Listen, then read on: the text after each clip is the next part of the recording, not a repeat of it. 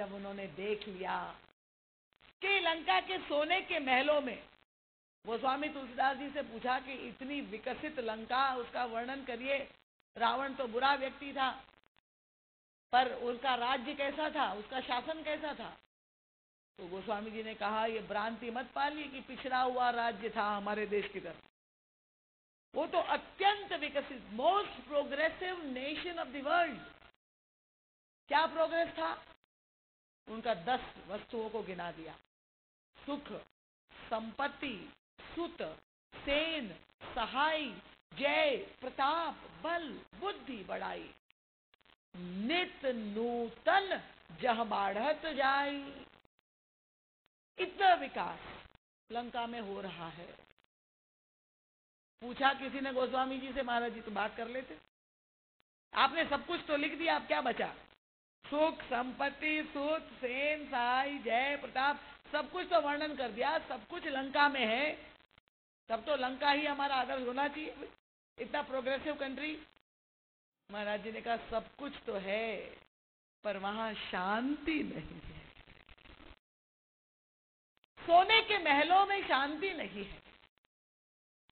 और तब इसलिए गोस्वामी जी कहते कि मंदिर मह न दीख वैदेही। श्री सीता जी के लिए इस शब्द प्रयोग किया है वैदेही, कि देह मंदिर में वैदेही कहाँ मिलेगी हमको? ये तो देह के मंदिर है। और तब हनुमान जी ने निर्णय कर दिया, फूंक दो, आग लगा दी। ये एक संदेश दिया है हम सबको कि हम इस देह देवता की जितनी भी पूजा करें जीवन भर, स्वादिष्ट 56 भोग उसको खिलाए, कितनी उसकी पालिश करे, मालिश करे। आजकल तो ब्यूटी पार्लर का युग है, कितना ही देह देवता को आप सजा लीजिए, महाराज अंत तो गत्वा, उसकी गति यही है कि एक दिन उसको जला करके खाक ही होना। और इसलिए जब प्राण नहीं है लंका में, प्राण क्या है? तो स्वामी तुलसीदास जी ने कहा कि जिन हरि भगति हृदय नहीं आनी, जियत सौ समान सोई प्राण। अगर आपका जीवन संपन्न है, सब कुछ है, पर भगवान राधा कृष्ण जी की, सीताराम जी की मंगलमयी भक्ति आपके जीवन में नहीं है, तो आप 100 समान ही आपका जीवन। हनुमान जी महाराज ने आग लगा दी। और तब अब सीता जी अवलोकन कर लिया, पर अभी तक हनुमान जी सारा पुरुषार्थ करते हुए, अंदर से बाहर से, दिन में रात में, सब जगह खोज चुके, सीता जी को नहीं पा सके। तब विभीषण जी महाराज से जो मिलन होता है, विभीषण जी से पूछते हैं, तब हनुमंत कहा, सुनो भ्राता, देखी चहो जानकी माता। और तब विभीषण जी महाराज युक्ति बताते हैं कि अशोक वाटिका में श्री सीता जी, और हनुमान जी जब वहां अशोक वाटिका में जाते हैं, और मां का प्रथम दर्शन जब हनुमान जी को प्राप्त होता, उस समय श्री सीता जी की क्या स्थिति थी?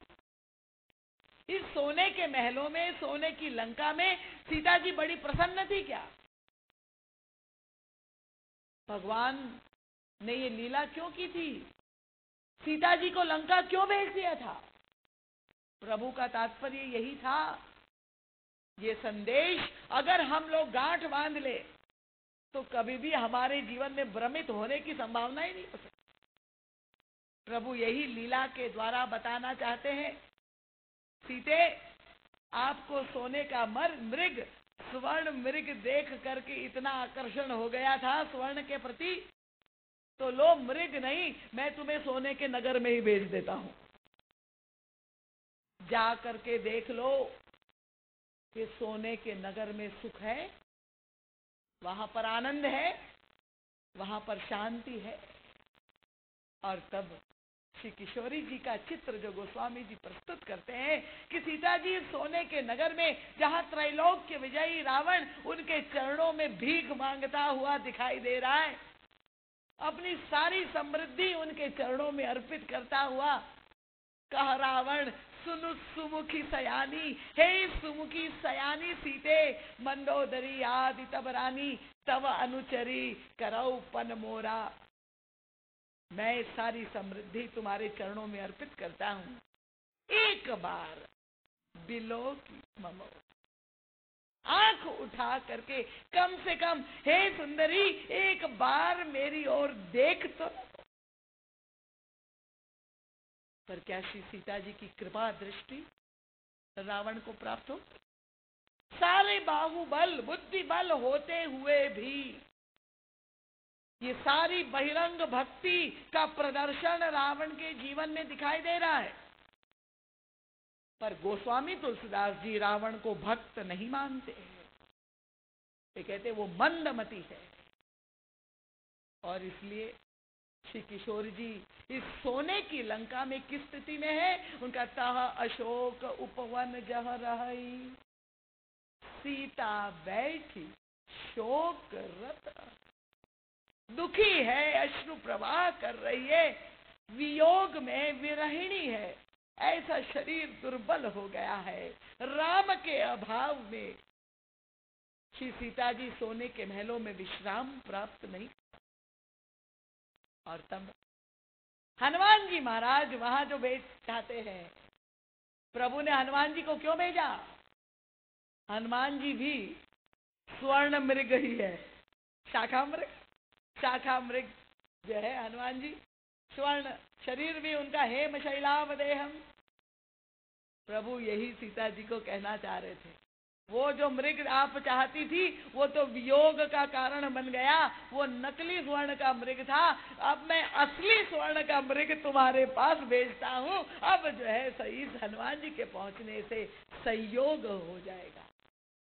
तो हनुमान जी जा करके माँ का दुख दूर करते हैं। इतनी दुखी है, रुदन कर रही है, क्या उपाय करते हैं? वही उपाय जो सिंघानिया परिवार ने इस बार चुना है। जब हनुमान जी ने देखा माँ रो रही है, तो ऊपर से तरु पल्लव महरा लुकाई, मसक समान छोटे हनुमान जी बन गए। अशोक वृक्ष के पत्ते की आड़ में छिप करके, उनके लिए कोई स्टेज नहीं बनाया गया था, इतना सुंदर आकर्षक पंडाल नहीं। ऊपर से किशोरी जी नीचे हैं, हनुमान जी छिप करके ऊपर से क्या करते हैं? रामचंद्र गुण वर्णन लागा।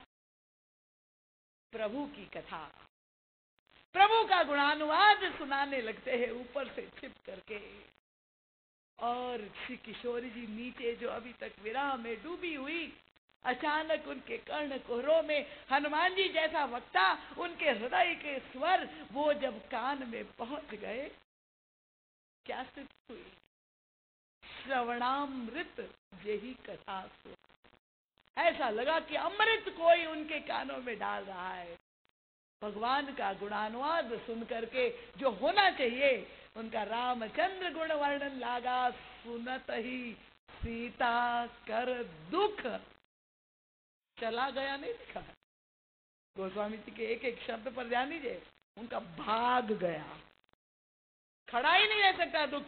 जहां भगवान की कथा होगी वहां दुख का कोई प्रश्न ही नहीं।